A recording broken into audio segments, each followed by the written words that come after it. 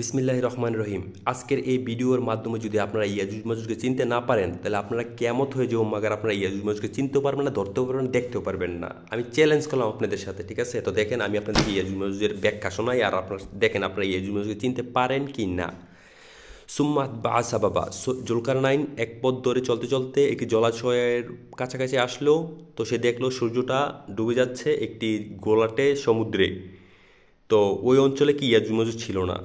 তার পরবর্তী সুম্মাত বাসা বাবা, সে আরেক পথ ধরে চলতে চলতে একটি আরব অঞ্চলে আসলো। মানে আরব অঞ্চলে দেখেন গাছগাছালি থাকে না, তো এর জন্য আল্লাহ পাক বলতেছে যে সে এরকম একটি স্থানে আসলো, সূর্যটা উদয় হইতাছে এমন একটা স্থানে আসলো, সে দেখলো ওই অঞ্চলে গাছগাছালি নেই, আর ওই অঞ্চলের বাসিন্দারা সূর্যের তাপ থেকে সহ্য করার মতো এমন কোনো আড়ালামি, আল্লাহ পাক বলতেছে এরকম কোনো আড়ালামি সৃষ্টি করে না। অর্থাৎ আরব অঞ্চলের বেদুইনরা যখন বসবাস করে, তারা কিন্তু একবারে খোলা মাঠে যে বসবাস করে, একবার সাধারণ জীবনযাপন করে। তো এর জন্য বলতেছে যে তাদের জন্য সূর্য থেকে রক্ষা পাওয়ার জন্য কোনো আড়ালামি সৃষ্টি করি নাই। তারপর সোম্মা আতবা আসা বাবা, সে আরেক পথ ধরে চলতে চলতে দুই পর্বত প্রাচীরের মধ্যবর্তী স্থানে আসলো। তো মধ্যবর্তী স্থানে আসলো, তো যেই বাকি যে দুইটা সফর দিছিল, যে দুইটা অঞ্চলে গিয়েছিল, একটা সমুদ্রে আর একটা আরব অঞ্চলে, তো ওই অঞ্চলে কি ইয়াজুজ মাজুজ ছিল? আপনারা বলেন, ওই অঞ্চলে কি আল্লাহ পাক বলতেছে এই জায়গায় যে ওই অঞ্চলে ইয়াজুজ মাজুজ ছিল? তো ইয়াজুজ মাজুজ ছিল শুধু একটা অঞ্চলে, দুই পর্বত প্রাচীরের মধ্যবর্তী স্থলের আশেপাশে ইয়াজুজ মাজুজের বসবাস ছিল। আচ্ছা, তো সুম্মাত বাসা বাবা, সে আবারও এক পথ ধরে চলতে লাগলো। সে দুই পর্বত প্রাচীরের মধ্যবর্তী স্থানে আসার পরবর্তীতে সাধারণ পাবলিক বলল, যখন সাধারণ পাবলিক জুলকারনাইনের সাথে কথা বলতেছিল, তখন তারা বলল, হে জুলকারনাইন, নিশ্চয়ই ইয়াজুজ এবং মাজুজ অশান্তি সৃষ্টিকারী। আপনারা বলেন তো, একটা দেশের মাঝে অশান্তি সৃষ্টি করে কারা? আপনি বাংলাদেশি, ইন্ডিয়া, সৌদি আরব, এই দেশে যদি ওই দেশে সমস্যা হয়, আপনি তো দেখি বলতে পারবেন যে তারা দেশে অশান্তি তৈরি করতেছে। তো এর জন্যই সাধারণ পাবলিক বলল, হে জুলকারনাইন, নিশ্চয়ই ইয়াজুজ এবং মাজুজ। দেখেন, ইয়াজুজ মাজুজ দুইটা দল, এটা কোনো মানুষকে উল্লেখ করা বলা হয় নাই, শুধু দলের নামগুলো বলছে। দুইটা দলের নাম বলছে এই জায়গায়, শুধু অন্য কোনো কারোর নাম উল্লেখ করা হয় নাই। ঝামেলা হইব দিকে এর জন্য কোনো উল্লেখ করা হয় নাই, শুধু দুইটা দলের নাম বলা হয়েছে। এনার অন্য অন্য দল থাকতে পারে, এটা হলো অন্য অন্য বিষয়। কিন্তু তার এখানে আল্লাহ পাক বলতেছে যে আমি দুইটা নামে এখানে উল্লেখ করে দিলাম। ইন্না ইয়াজুজা ওয়া মাজুজা মুফসিদুনা ফিল আরদ। এখানে সাধারণ পাবলিক বলতেছে ইয়াজুজ ও মাজুজ দেশে অশান্তি সৃষ্টি করতেছে। তো অশান্তি সৃষ্টি করে কারা? আপনারা চোখ চোখ না আছে ভাই, আপনারা চোখ দিয়ে দেখেন না অশান্তি সৃষ্টি করে কারা? কারা কারা দেশে অশান্তি সৃষ্টি করে? তো এর জন্য সাধারণ পাবলিক বলল, নিশ্চয়ই ইয়াজুজ মাজুজ দেশে অশান্তি সৃষ্টিকারী। তাদের এবং আমাদের মধ্যে সাদ্দাহ, মানে একটি প্রাচীর নির্মাণ করে দেন বা সমাধান করে দেন। সাদ্দা শব্দের অর্থ হলো প্রাচীর। তো প্রাচীর দিয়ে এখানে রূপক অর্থে সম্ভবত বলা হয়েছে যে একটা প্রাচীর, কিন্তু মূলত এটার সমাধান হবে সমাধান, মানে এটার মূল অর্থটা হবে সমাধান, ঠিক আছে? এটা প্রাচীর হলো রূপক অর্থ বলা হয়েছে বা বোঝানোর ক্ষেত্রে এই কথাটা বলা হয়েছে। যাই হোক, তো প্রাচীর আর সমাধান সেম কথা। তো তাদের এবং আমাদের মধ্যে একটি প্রাচীর নির্মাণ করে দেন। তাজ আলু, তাজ আলা, দেখেন এখানে বলা হইতেছে তা জিম জবর তাজ, আইন জবর আ, লাম জবর লা, তাজ আলা বাইনানা ওয়া বাইনাহুম সাদ্দা। আপনি বানাবেন বা করবেন আমাদের এবং তাদের মাঝে একটি প্রাচীর বা সমাধান। তাজ আলা বাইনানা ওয়া বাইনাহুম সাদ্দা, সহজ হিসাব, একটা একটা স্পষ্ট বোঝা যায়। তাজ আলা বাইনানা ওয়া বাইনাহুম সাদ্দা, আপনি তাদের ও আমাদের মধ্যে একটি প্রাচীর নির্মাণ করে দেন বা একটা সমাধান করে দেন। তো জুলকারনাইনের বিষয় আমরা শেষ করলাম এই জায়গায়, তার পরবর্তীতে আবার পূর্ণাঙ্গ ব্যাখ্যা করা হবে। আমি আবার তো আরও লেখা আছে, ওইগুলো পড়ে আপনাদেরকে শুনে নেই। আল কাহাফ আয়াত 94, মুফসিদুনা। দেখেন, মুফসিদুনা শব্দের অর্থ হলো অশান্তি সৃষ্টিকারী। মুফসিদুনা শব্দের অর্থ হলো অশান্তি সৃষ্টিকারী। তো ওই লোকগুলা আপনার অশান্তি সৃষ্টি করতো। তো এর জন্য সাধারণ পাবলিক বলছে যে আমাদেরকে একটা সমাধান করে দেন, একটা প্রাচীর নির্মাণ করে দেন, যেন তাদের ও আমাদের মধ্যে আর ঝামেলা না হয়। তো কি মুফসিদুনা, এই শব্দের মনে রাখবেন, মুফসিদুনা শব্দের অর্থ হলো অশান্তি সৃষ্টিকারী। এবার শোনেন বানী ইসরাইল আয়াত 4, সূরা বনী ইসরাইল আয়াত 4, অবশ্যই তোমরা বিপর্যয় করবে। দেখেন, সূরা বনী ইসরাইলে বলতেছে যে 94-তে, পৃথিবীর বুকে তোমরা দুইবার অনর্থ সৃষ্টি করবে। অনর্থ সৃষ্টি করে কারা? অনর্থ সৃষ্টি হয় কিভাবে? আল্লাহ পাক যে কিতাব নাজিল করছে ওই কিতাবটা যদি আপনি দেশ পরিচালনা না করেন, দেশ পরিচালনা যদি না করেন, তো ওই দেশের সমস্যা হবে না, শান্তি আসবে? আপনি বলেন, আপনি যদি একজন মুসলমান হন, আপনি বলেন আল্লাহর যেই আদেশ দেওয়া আছে, যেই কিতাব দেওয়া আছে, ওই কিতাবটা যদি দেশ পরিচালনা না করেন, তাহলে কি দেশে অশান্তি হবে না? হাজারবার মুফসিদুনা ফিল আরদ, এই আরদে, এই জমিনে অশান্তি হবে। তো এর জন্যই বলা হইতেছে বানি ইসরাইল দুইবার বিপর্যয় করবে। অর্থাৎ মানে দেখেন, বানি ইসরাইল কী করতো, তারা নিজেরা আইন তৈরি করতো, আইন তৈরি কইরা দেশ পরিচালনা করতো। তো এর জন্যই বলা হইতেছে যে তোমরা অবশ্যই তাদেরকে দুইবার ক্ষমতা দেওয়া হবে, তোমরা অবশ্যই দুইবার পৃথিবীর বুকে অশান্তি সৃষ্টি করবে। নাহলে আপনারা সূরা বানি ইসরাইল আয়াতগুলো পড়ে দেখবেন। বানি ইসরাইল আয়াত 4, অবশ্যই তোমরা বিপর্যয় করবে দুইবার। ইয়াজুজ মাজুজের বেলা বলা হয় নাই যে তোমরা দুইবার ঝামেলা করবে না 5বার ঝামেলা করবা, শুধু বানি ইসরায়েলের বেলা বলা হয়েছে যে তোমরা দুইবার। আর যখন এটা সরে যাবো গা, আল্লাহর আইন বাদ দিয়া যখন নিজেরা যখন আইন প্রতিষ্ঠা করে যখন দেশ পরিচালনা করবেন, তা ওই দেশে ঝামেলা হইব না? তো এই সেম ঝামেলাটা করতো বানি ইসরাইল। বানি ইসরায়েল কী করতো, তারা নিজেরা আইন তৈরি করতো, নিজেরা আল্লাহর আদেশ বাদ দিয়ে তারা কিছু নিয়ে তারা নিয়ে আইন তৈরি করতো। এই আইন তৈরি করার কারণে দেশে প্রথমবার ঝামেলা হয়, তো আল্লাহ পাক পাশের রাষ্ট্র দিয়া তাদেরকে দোলাই দেয়। তার পরবর্তীতে যখন আবার তাদের দেশ তাদেরকে ফিরাই দেওয়া হয়, তার পরবর্তীতে তারা আবার সেম ঘটনা ঘটায়। তো ঘটনার পরবর্তীতে আল্লাহ পাক আবারও শাস্তি দেয়, তারা দুইবার ঝামেলা করছে, তাদেরকে আমি দুইবার শাস্তি দিছি। তার পরবর্তীতে বলেন বানি ইসরায়েলকে বলা হচ্ছে, দেখেন তারা দুইবার যখন ঝামেলা করছে, তাদের দুইবার তাদের দেশ থেকে বাইর করে দিয়েছে, মাইরে দুইরা, অনেক মানুষ মারা গেছে। তো আল্লাহ পাক বলতেছে, আশা করা যায় তোমাদের রব তোমাদের উপর দয়া করবে, কিন্তু তোমরা যদি পুনরাবৃত্তি করো, আমিও পুনরাবৃত্তি করব, এবং আমি বানিয়েছি জাহান্নামকে কাফেরদের জন্য বরাবর হিসাব। মানে এখানে বলতেছে এখন বর্তমান সমাজে কিন্তু আমরা কিন্তু বানি ইসরায়েলদেরকে বলি যে যারা ইসরায়েলি, বর্তমানে ইসরায়েলি ফিলিস্তিনে আসছে, তারা 1948 সালে তারা আসছে। তো তাদেরকে আমরা বলি জারদ সন্তান, এই সন্তান। এটা কেন বুঝা বলি না বুঝা বলি আমি জানি না, আপনারা কি কিতাব পড়েন কি না পড়েন আমি জানি না। আমি তো কিতাব পড়তেছি, যে আমি দেখতেছি আল্লাহ পাক বলতেছে যে আশা করা যায় তোমাদের রব তোমাদের উপর দয়া করবে। দয়া করা মানে কি? তাদের দেশ তাদেরকে ফিরাই দেওয়া হবে। তাদের দেশ, দয়া করা মানে তাদের দেশ তাদেরকে ফিরে দেওয়া হবে। তো এই জন্য বলা হইতেছে যে আশা করা যায় তোমাদের রব তোমাদের উপর দয়া করবে, কিন্তু এখানে আল্লাহ শর্ত দেওয়া হয়েছে, কিন্তু তোমরা যদি পুনরাবৃত্তি করো তাহলে আমিও পুনরায় তাই করব। আর আমি জাহান্নামকে কাফেরদের জন্য কয়েদখানা বানাইছি, কিসের জন্য?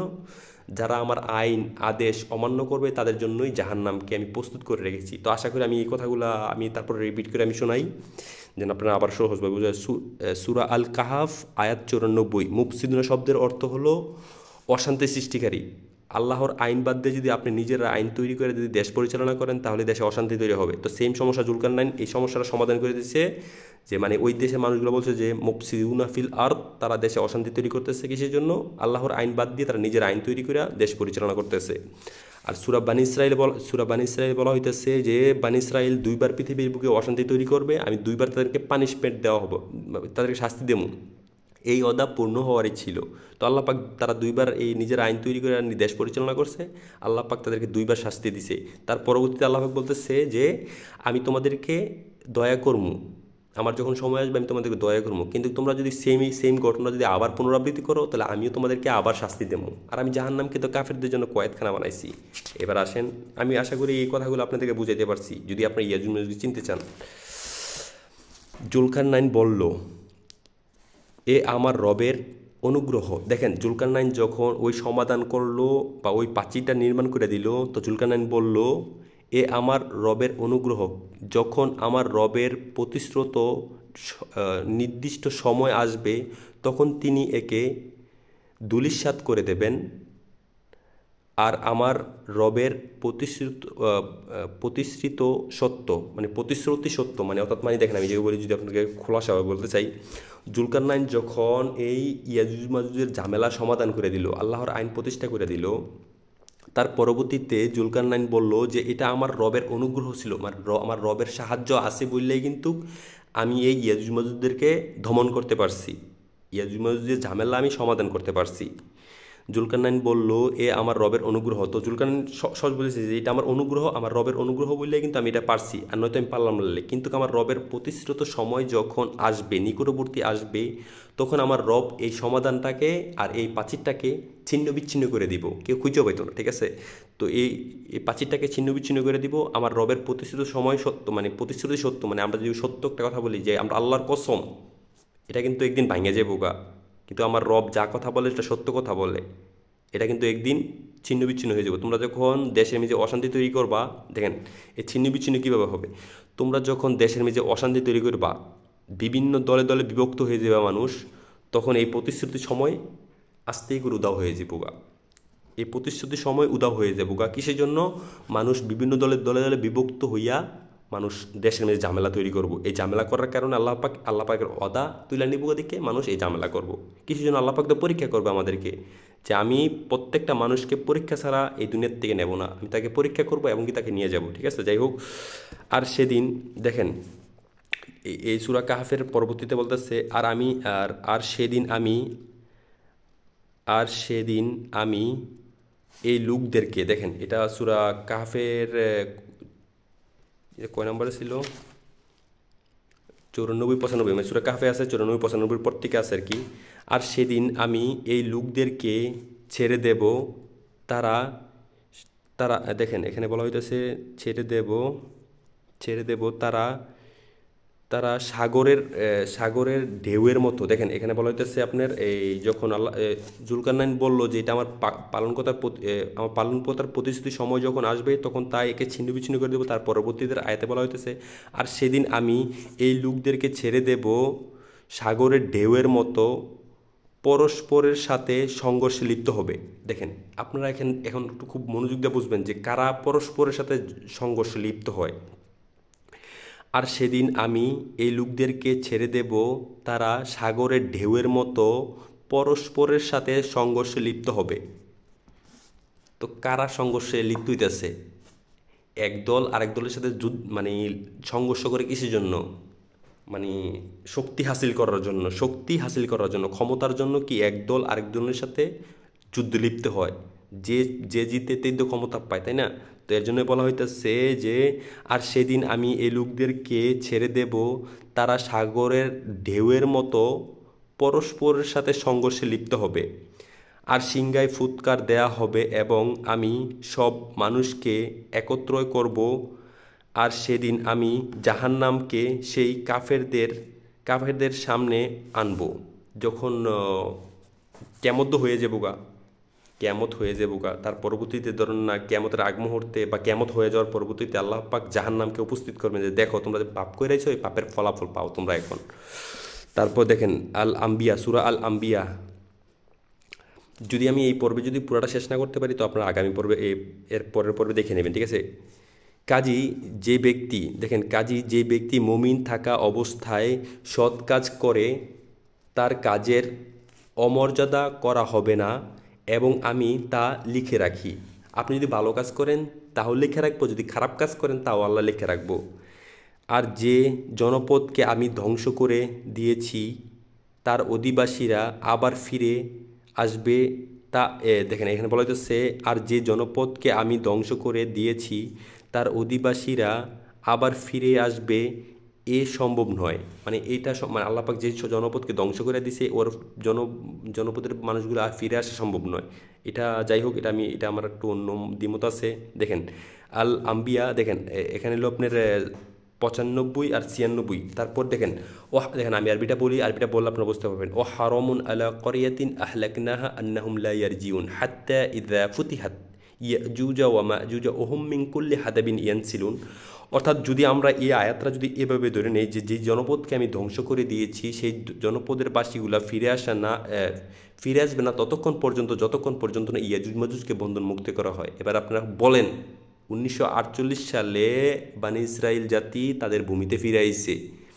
1948 সালে তাদের ভূমিতে ফিরে আইছে, আর এই 50-60 বছরের ভিতরে এমনকি ইয়াজুজ মাজুজ দেশে আসছে। এটা কি আপনারা খুঁজে পান, কি দেখেন না? নাকি আমি কীভাবে বুঝাবো? আমার সময় শর্টের কারণে আমি একটু তাড়াহুড়ো করতেছি।